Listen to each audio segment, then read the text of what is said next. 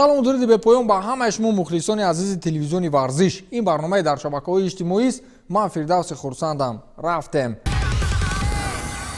футболбози дастаи туринии Ювентус Криштиану Роналду баъди пирӯзии дастааш бар Байер бо рӯзноманигорон мусоҳиба кард. Зимни суҳбат гуфт ки боз як шаби Лигаи Чемпионҳо пушти сар шуд. Ман ин мусобиқаро дӯст медорам ва он аз ман аст. аз бозӣ кардан дар Лигаи Чемпионҳо аловат мебарам. Аз ҳама муҳим он аст ки мо ғалаба кардем ва дар даври якашниҳоии мусобиқа қарор дорем. Дастаи Ювентус дар гурӯҳи Д 16 имтиёз касб карда аз зинаи аввал ба даври плей-офф роҳ ёфт.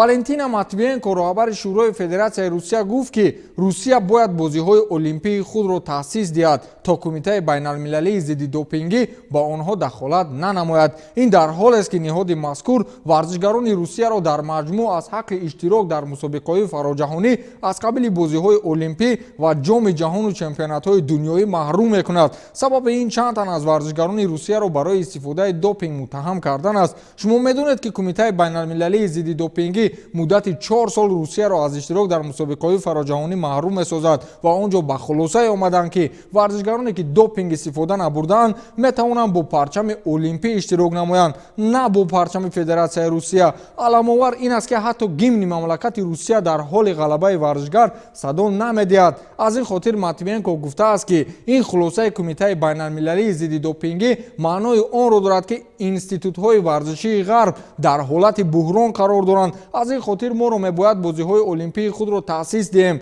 гуфтааст Матвиенкои 70-сола.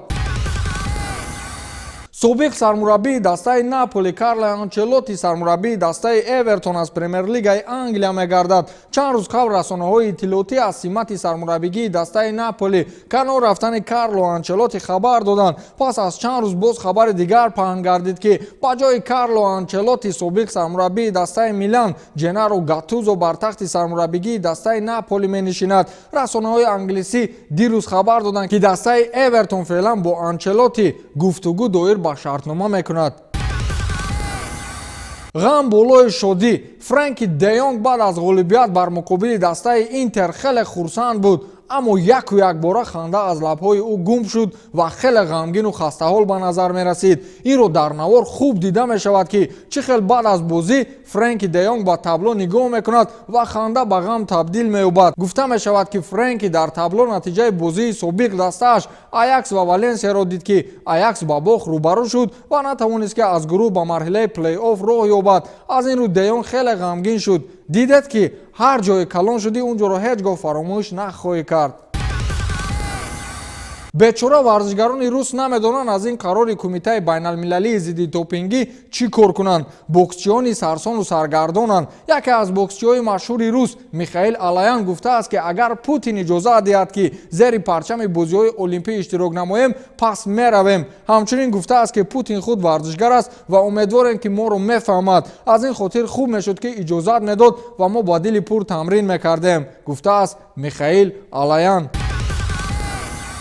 як бошгоҳи словениягӣ як футболбозашро ихроҷ кард ва сабаби ихроҷ ин будааст ки футболбози нигериягӣ ҳангоми фаъолият дар ҳамин бошгоҳ бо як духтар муносибати ошиқона дошт ва чанд рӯз пеш маълум шуд ки он духтар ҳомиладор аст. бозингарро барои чӣ пеш карданд? барои он ки ҳамон хонум духтари президенти бошгоҳ будааст. баъдан қиссаро фаҳмиданд ва ин футболбозро барои гуфтугӯ даъват карданд. футболбоз гуфтааст ки ин ҳаёти ман аст ва ин танҳо миёни ману ҳамон духтар бояд ҳал шавад. мо якдигарро дӯст медорем ва ояндаи худро аллакай таърезӣ кардаем.